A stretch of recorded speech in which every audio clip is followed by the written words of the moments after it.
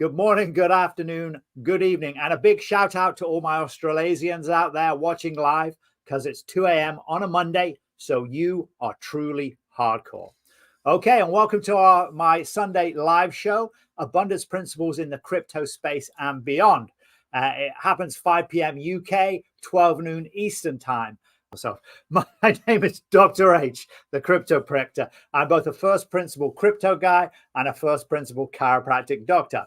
And on this channel, I provide hands-on practical edutainment and simple crypto investing strategies for beginners, blossoming neophytes, and the next generation OGs. So if that's the sort of thing that interests you, your friends, or your family, and you want to pump your crypto bags for free, then boot the like, spank the subscribe, ding the notification bell to all, and share this show right now. Yes, right now on X, Twitter, Instagram, whatever social media you fine tech-minded folk use.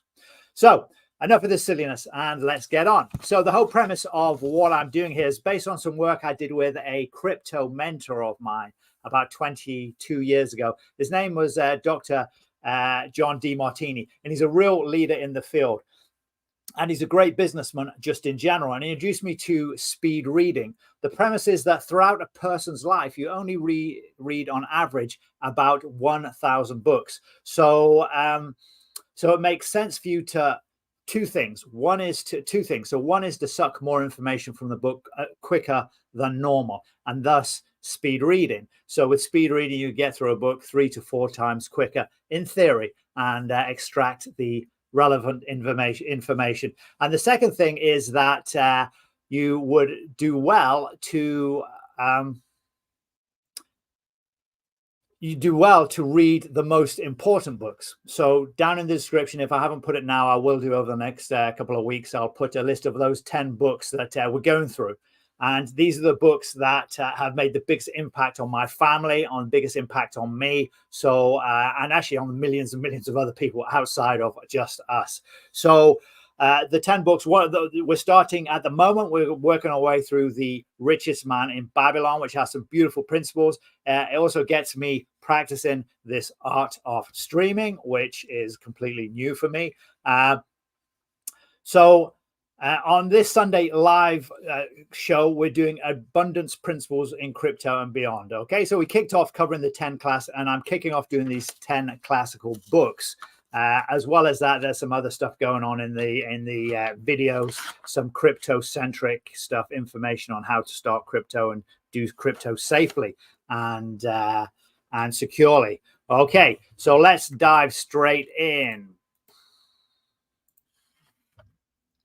So The Richest Man in Babylon. Now, this comes out at 12 Eastern, as I've already mentioned. If you want to reach out to me on Twitter, it's at CryptoPractor. And obviously, you know where I'm here because you are here, and it's at the Cryptopractor. Any comments, do throw them up in the comment section. It would be awesome to get a shout out and to get some information, some feedback. If there's anything in particular you like in the stories, or are there any other stories you like, do throw them out. Right, okie dokie. So the 5 laws of gold. A bag heavy with gold, or a clay tablet carved with words of wisdom. Sorry, just going back slightly, rewinding. So this is my guarantee before I fly in. Never a financial advice. Edutainment only. No crypto coin Shilling. No trading course Shilling. No crypto coins course sponsors. All education with integrity, with minimal external bias. And for transparency, I study and hold mostly Hex, PLS, and PLSX. Okay, now this week's sponsor is not, repeat, not DC dollar cost crypto. Okay, so today I never take sponsors, but I do like this guy. He's got some great principles. He worked bloody hard before he got into crypto. He's running a business like I'm running currently. Actually, his was he was a business owner and runner like me, and he was the product like me. So worked blinking hard and is now a great mentor in the crypto space. Now, for those of you guys that are new to crypto, welcome, welcome. Now, he is more of a, for the blossoming neophyte or the next generation OG. So he has some pretty advanced info. He does have a great course. Once you get into the crypto and you get worked out, you can work out and decipher what information resonates with you and doesn't resonate with you. As with all mentors, anyone that I mention, there's always things that they talk about that resonate with me and do not resonate with me. So that's quite natural. So you do the same due diligence and obviously and get at from that person what you need at the time. Okay, so once more, today's show was not, repeat, not sponsored by Dollar Cost Crypto. Okay, and with the end of this thing, let's leap on. So all the chapters I've done so far, we're on chapter 6 now, or 5, I think. Yeah, chapter 5. All those chapters, and there's a 6th one, which is about the author. They are available in the playlist on this channel. So just check that out, dig into that, and we're going to detail that. And today's chapter, the 5 laws of gold. The 5 laws of gold, and see which streamer you recognize there. And yep, covered everything there. The 5 laws of gold. A bag heavy with gold or a clay tablet carved with words of wisdom. If thou hadst thy choice, which would thou choose? By the flickering light from the fire of the desert shrubs, the suntanned faces of the listeners gleamed with interest. The gold, they chorused. Old Calabab smiled knowingly. Hark, he resumed, raising his hand. Hear the wild dogs out there in the night. They howl and wail because they are lean with hunger. Yet feed them, and what do? They fight and strut. Then fight and strut some more, giving no thought to the morrow that will surely come. Just so it is with the sons of men. Give them a choice of gold and wisdom. What do? Ignore the wisdom and waste the gold. On the morrow they wail because they have no more gold. Gold is reserved for those who know its laws and abide by them. Calabab drew his white robe close around his lean legs, for a cool night wind was blowing. Because thou hast served me faithfully upon our long journey, because thou cared well for my camels, because thou toiled uncomplainingly across the hot sands of the desert, because thou fought bravely the robbers that sought to despoil my merchandise, I will tell thee this night the tale of the 5 laws of gold, such a tale as thou hast never heard before. Hark ye with deep attention to the words I speak, for if you grasp their meaning and heed them, in the days that come thou shalt have much gold. He paused impressively. Above, in a canopy of blue, the stars shone brightly in the crystal clear skies of Babylonia. Behind the group loomed their faded tents, tightly staked against possible desert storms. Beside the tents were neatly stacked bales of merchandise covered with skins. Nearby, the camel herd sprawled in the sand, some chewing their cuds contentedly, others snoring in hoarse discord. Thou hast told us many good tales, Calabab, spoke up the chief packer. We look to thy wisdom to guide us upon the morrow when our service with thee shall be at an end. I have but told thee of my adventures in strange and distant lands, but this night I shall tell thee of the wisdom of Arkad, the wise rich man. Much have we heard of him, acknowledged the chief packer, for he was the richest man that ever lived in Babylon. The richest he was, and that was because he was wise in the ways of gold, even as no man has ever been before him. This night shall I tell you of his great wisdom, as it was told to me by Nomasir, his son, many years ago in Nineveh, when I was but a lad. My master and myself had tarried long into the night in the palace of Nomasir. I had helped my master bring great bundles of fine rugs, each one to be tried by Nomasir until his choice of colours was satisfied. At last he was well pleased and commended us to sit with him and drink a rare vintage, odorous to the nostrils and most warming to my stomach, which was unaccustomed to such a drink. Then did he tell us this tale of the great wisdom of Arkad, his father, even as I shall tell you. In Babylon, it is a custom, as you know, that the sons of wealthy fathers live with their parents in expectation of inheriting the estate. He paused. Arkat did not approve of this custom. Therefore, when Nomosia reached the man's estate, he sent for the young man addressed to him. My son, it is my desire that thou succeedest in my estate. Thou must, however, first prove thou art capable of wisely handling it. Therefore, I wish that thou go out into the world and show thy ability both to acquire gold and to make thyself respected among men. To start thee well, I will give thee two things of which I myself was denied when I started as a poor youth to build up my fortune. First, I will give thee this bag of gold. If thou use it wisely, it will be the basis of thy fortune and your future success. Second, I give thee this clay tablet upon which is carved the 5 laws of gold. If thou dost but interpret them in thy own acts, thou shalt bring thee competence and security.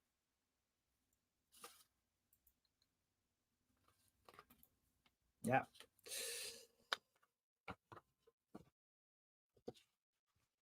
He paused.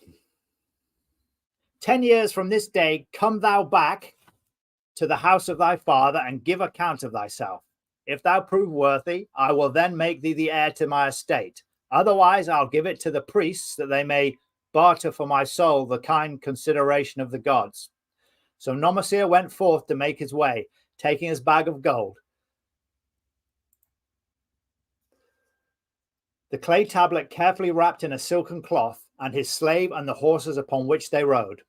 The 10 years passed, and Nomosia, as he had agreed, returned to the house of his father, who provided a great feast in his honor, to which he invited many friends and relatives. After the feast was over, the father and mother mounted their throne-like seats on one side of the great hall, and Nomosia stood before them to give account of himself, as he had promised his father.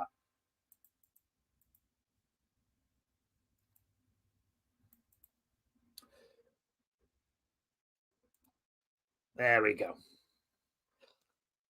It was evening. The room was hazy, and smoke from the wicks of the oil lamps that but dimly lighted it. Slaves in white woven jackets and tunics fanned the humid air rhythmically with long-stemmed palm leaves. A stately dignity colored the scene. The wife of Nomosia and his 2 young sons and friends and other members of the family sat upon rugs behind him, eager listeners. My father, he began deferentially, I bow before thy wisdom. 10 years ago, when I stood at the gates of manhood, thou bade me go forth and become a man among men, instead of remaining a vassal to thy fortune. Thou gave me liberally of thy gold. Thou gave me liberally of thy wisdom. Of the gold, alas, I must admit of a disastrous handling. It fled indeed from my inexperienced hands, even as a wild hare flees at the first opportunity from the youth who captures it. The father smiled indulgently. Continue, my son. Thy tale interests me in all its details. I decided to go to Nineveh as it was a growing city, believing that I might find there opportunities. I joined a caravan and among its members made numerous friends. 2 well-spoken men who had most beautiful white horse, as fleet as the wind, were among these. As we journeyed, they told me in confidence that in Nineveh was a wealthy man who owned a horse so swift that it had never been beaten. Its owner believed there was no living horse could run with greater speed. Therefore, he would wager any sum, however large, that his horse could outspeed any horse in all of Babylonia. Compared to their horse, so my friend said, it was but a lumbering ass that could be beaten with ease. They offered as a great favor to permit me to join them in a wager. I was quite carried away with the plan. Our horse was badly beaten, and I lost much of my gold. The father laughed. Later, I discovered that this was a deceitful plan of these men, and they constantly journeyed with caravans seeking victims. So he got wrecked. You see, the man in Nineveh was their partner and shared with them the bets he won. This shrewd deceit taught me my first lesson in looking out for myself. I was soon to learn another equally bitter. In the caravan was another young man with whom I became quite friendly. He was the son of a wealthy parent and, like myself, journeying to Nineveh to find a suitable location.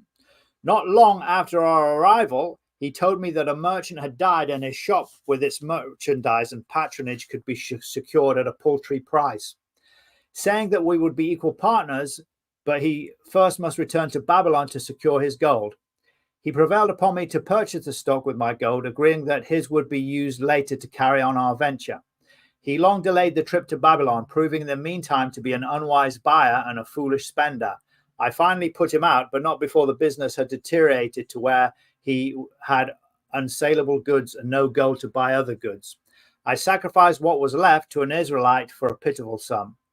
Soon there followed, I tell you, my father, bitter days. I sought employment and found it not, for I was without trade or training that would enable me to earn. I sold my horses, I sold my slave, I sold my extra robes, that I might have food and a place to sleep. But each day grim want crouched closer.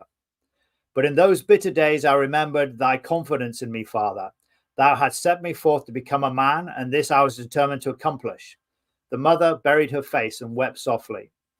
At this time I bethought me of the tablet. At this time I bethought me of the tablet thou had given to me, upon which thou had carved the 5 laws of gold. Thereupon I read most carefully thy words of wisdom. And just before we get into the words of wisdom, I'm just going to give a quick shout out to the chat there. Will, Zenith, good to see you. Good to see you. Oh, look, there we go. Oh, okay, that was pretty easy. Zenith, awesome to see you. Or Zenith or Zenith, depending on what part of the world we're on. The spanner, yeah, I thought I'd throw that in. Spanner is a British word for wrench. So, yeah, they're the same word as spanner. There you go. You have the wrench, Will, to do with it as you will and disperse justice amongst the audience. Anyway, guys, yeah, throw a comment in there. If you can hear me good, throw out an H. Well, everyone can hear me now, so that's awesome. And just put a comment in there. Or if you're watching the replay, do put a comment down below. I do circle back and check them out. All right, let's find out about these 4, excuse me, I've shortened you by 1, these 5 laws of gold. At this time I bethought me of the tablet thou had given to me, upon which thou had carved the 5 laws of gold. Thereupon I read most carefully thy words of wisdom, and realized that had I but sought wisdom first, my gold would not have been lost to me. I learned by heart each law, and determined that when once more the goddess of good fortune smiled upon me, I would be guided by the wisdom of age and not by the inexperience of youth. For the benefit of you who are seated here, this night I will read the wisdom of my father as engraved upon the clay tablets, which he gave me 10 years ago. I'm actually going to just flash it up there. Oh, actually, yeah. So, so these are the 5 laws of gold. We're going to go through them individually. So I don't want to repeat myself, although spaced repetition is a feature of most books. So the main principles, they repeat so that you can get them. Let's get me out of the picture. There we go. Right. These are the 5 laws of gold as written by my father. I do proclaim them as of greater value than the gold itself, as I will show you by the continuance of my tale. He again faced his father. I have told thee of the depth of poverty and despair to which mine experience brought me. However, there is no chain of disasters that will not come to an end. Mine came when I secured employment managing a crew of slaves working upon the new outer wall of the city. Profiting from my knowledge of the first law of gold, I saved a copper for my first earnings, adding to it at every opportunity until I had a piece of silver. It was a slow procedure, for one must live. I did spend grudgingly, I admit, because I was determined to earn back before the 10 years were over as much gold as you, my father, had given me. One day the slave master, with whom I had become quite friendly, said to me, "Thou art a thrifty youth who spends not wantonly when he earns. Hast thou gold put by that is not earning?" "Yes," I replied, "it is my greatest desire to accumulate gold to replace that which my father gave to me and which I have lost." "'Tis a worthy ambition, I will grant. And do you know that the gold which you have saved can work for you and earn much more gold?" "Alas, my experience has been bitter, for my father's gold has fled from me, and I am in much fear lest my own do the same." "If thou hast confidence in me, I will give thee a lesson in the profitable handling of gold," he replied. Within a year, the outer wall will be complete and ready for the great gates of bronze that will be built at each entrance to protect the city from the king's enemies. In all Nineveh there is not enough metal to make these gates, and the king has not thought to provide it. Here is my plan. A group of us will pool our gold and send a caravan to the mines of copper and tin, which are distant, and bring to Nineveh the metal for the gates. When the king says, make the great gates, we alone can supply the metal, and a rich price he will pay. If the king will not buy for us, we will yet have the metal which can be sold for a fair price. In his offer, I recognized an opportunity to abide by the third law and invest my savings under the guidance of wise men.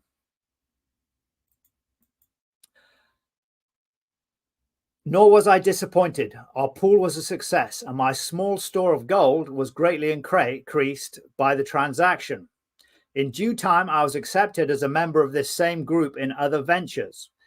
There were men wise in the profitable handling of gold. They talked over each plan presented with great care before entering upon it. They would take no chance of losing their principal or tying it up in unprofitable investments from which their gold could not be recovered. Such foolish things as the horse race and the partnership into which I had entered with my inexperience would have scant consideration with them. They would have immediately pointed out their weaknesses. Through my association with these men, I learned to safely invest gold to bring profitable returns. As the years went on, my treasure increased more and more rapidly. I not only made back as much as I lost, but much more. Through my misfortunes, my trials, and my successes, I have tested time and again the wisdom of the 5 laws of gold, my father, and have proven them true in every test. To him who is without knowledge of the 5 laws, gold comes not often and goeth away quickly. But to him who abide by the 5 laws, gold comes and works as his dutiful slave. Nomasir ceased speaking and motioned to a slave in the back room. The slave brought forward one at a time 3 heavy bags of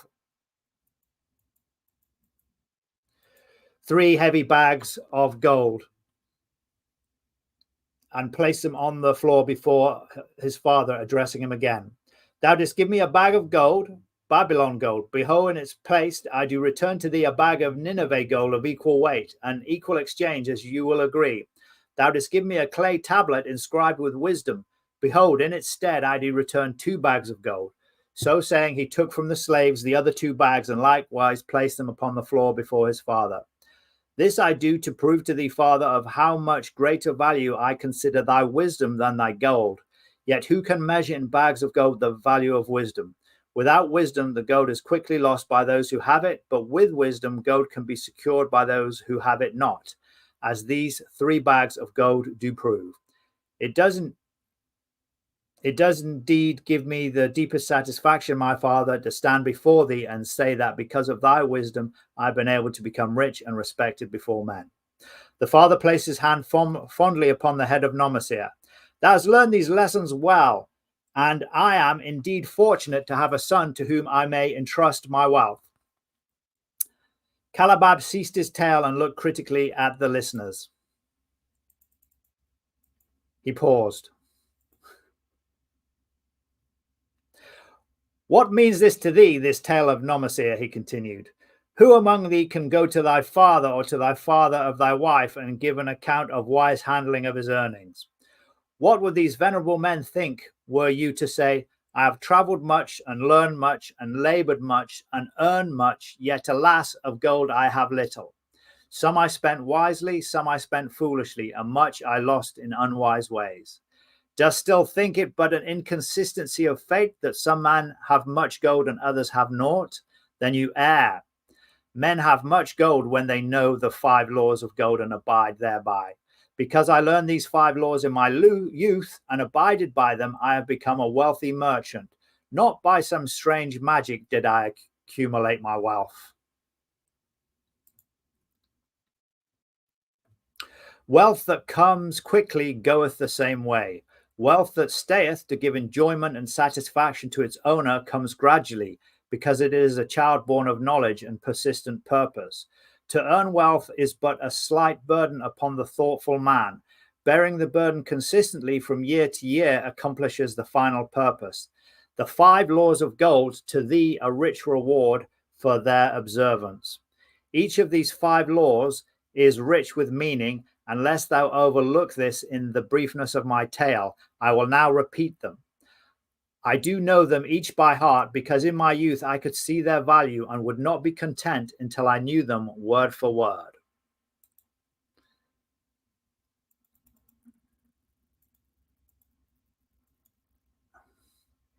The first law of gold. Gold cometh gladly in increasing quantity to any man who will put by not less than 1/10 of his earnings to create an estate for his future and that of his family.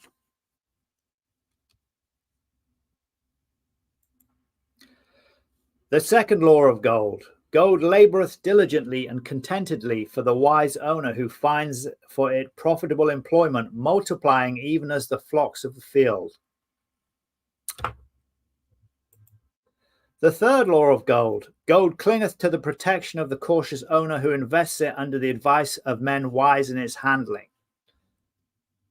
The man who seeks the advice of men wise in handling gold soon learneth not to jeopardize his treasure, but to preserve in safety and to enjoy in contentment its consistent increase. The fourth law of gold. Gold slippeth away from the man who invests in its business invests it in business or purposes for which he is not familiar, or which are not approved by those skilled with its keep. In other words, get educated. The fifth law of gold.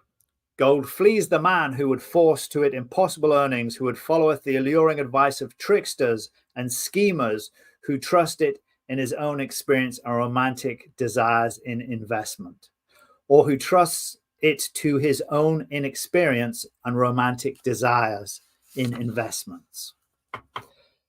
Fanciful propositions that thrill like adventure tales always come to the new owner of gold. These appear to endow his treasure with magical powers that will enable it to make impossible earnings. Yet heed ye the wise men, for verily they know the risks that lurk behind every plan to make great wealth suddenly. Forget not the rich men of Nineveh, who would take no chance of losing their principal or tying it up in unprofitable investments. This ends my tale of the 5 laws of gold. In telling it to thee, I have told the secrets of my own success.